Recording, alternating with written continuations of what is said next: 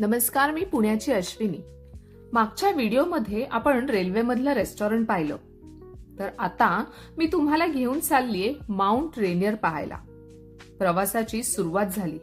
रस्त्याच्या दोन्ही बाजूंनी जी घरं दिसली त्या छोट्या छोट्या घरांनी तर माझं मनच जिंकलं। आपण कार्टून नेटवर्क मध्ये पाहतो ना, अगदी तशी ही घरं होती। टोकदार छप्पर, घराच्या पुढं फुलांनी भरलेली बाग, अगदी स्वप्नवत वाटावी अशी ही दुनिया। हा पहा, लांबून दिसणारा माउंट रेनियर। निसर्गाच्या कुशीतून जात असताना दोन्ही बाजूंना हिरवीगार झाडं, थंड आणि गार वातावरण। कधीतरी अशा प्रवासाची आपल्याला खूप गरज असते, नाही का?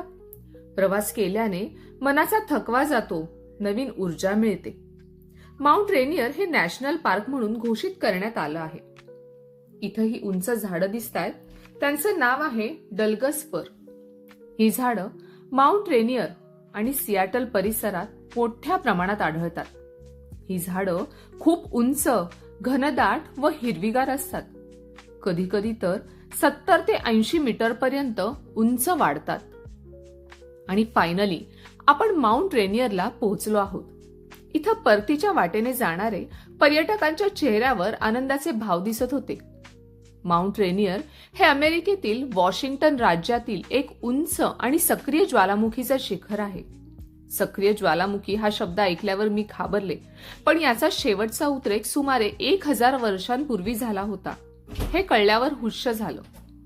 माझ्यासमोर पांढऱ्या बर्फाचं साम्राज्य आणि वर तळपणारा सूर्य, हे एक अद्वितीय दृश्य पाहत असताना या निसर्गाच्या सौंदर्यात हरवलेले क्षण खरंच अप्रतिम आहेत। मुलांनी तर मजा केली।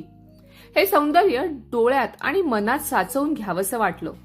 नयनसुख म्हणतात ना, ते हेच। आम्ही मस्त फोटो काढले। या फोटोंद्वारेच आपण आपल्या आठवणी जपत असतो, म्हणून आपण जाऊ तिथे फोटो आणि व्हिडिओ काढून घ्यावेत।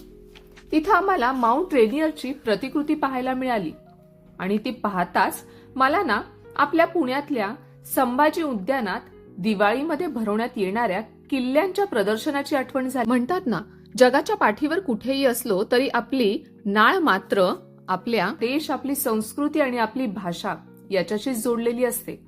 आणि अशा प्रकारे माउंट रेनियरच्या आठवणी घेऊन आम्ही निघालो आमच्या परतीच्या प्रवासाला। कसा वाटला आजचा व्हिडिओ? लाईक, कमेंट आणि शेअर करा। आणि हो, सबस्क्राईब मात्र करायला विसरू नका। Thanks for watching. असेच नवनवीन व्हिडिओ मी तुमच्यासाठी घेऊन येणार आहे।